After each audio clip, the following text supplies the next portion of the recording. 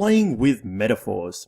Often what separates a B+ response from an A+ response is not knowledge, but the ability to unpack metaphors. We all know what a metaphor is. Beliefs are tools for life, religious traditions retreat into their eggs, my teacher is a monster.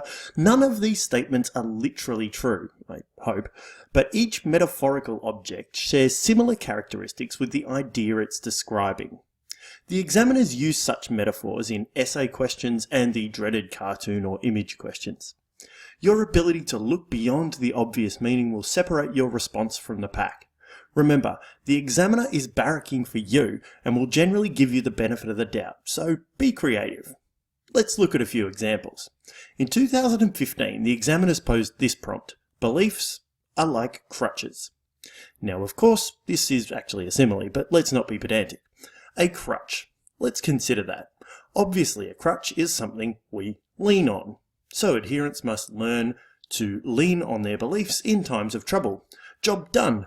No! Go beyond the obvious. In reading time, mentally list 4 or 5 truths about crutches, such as crutches allow us to continue walking despite injury or damage. A crutch is something only used in hard times and then abandoned when we're healthy. A crutch is artificial. Crutches don't work by themselves. They require effort and motivation from the individual.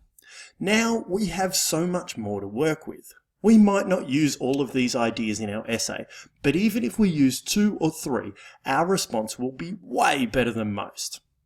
Imagine an opening line that stated, "While religious beliefs can be great practical supports during times of difficulty, unlike crutches, they are usually not disposed of after such times have passed, and this is true of whoever I'm studying." I promise that will catch the eye of the marker. Let's try one from an image. Imagine an image comparing religious beliefs with a phone. It seems silly, but let's investigate it. The obvious metaphor here is that phones help us to communicate with the unseen, like prayer with the ultimate reality. Most students will stop here. They will say that without beliefs, we're unable to have knowledge of the mysterious forces in our world. This is true, and it would score some marks. However, such a narrow reading might not give you enough points to score full marks, or not give you the kind of points you need to link to your specific content. So, let's extend the phone metaphor. To make a phone work, to make it communicate, what else do you need? Well, you need for the phone to be charged. No energy or maintenance means it's not working when you need it. You need it to have credit. If you have added nothing, then you will not be able to communicate. You need for the network to be present, something like a social structure or a ritual worship which connects you to the ultimate reality. You need to know the number to dial, like maybe understanding faith or knowing scriptures. You need to have the phone off silent, because if you pay no attention, then you will not receive the call. Of course, we won't use all of these ideas, but how much more do we have to play with now?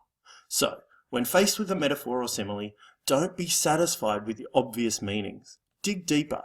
Just be careful to briefly explain your reading in your answer. All the best. Enjoy.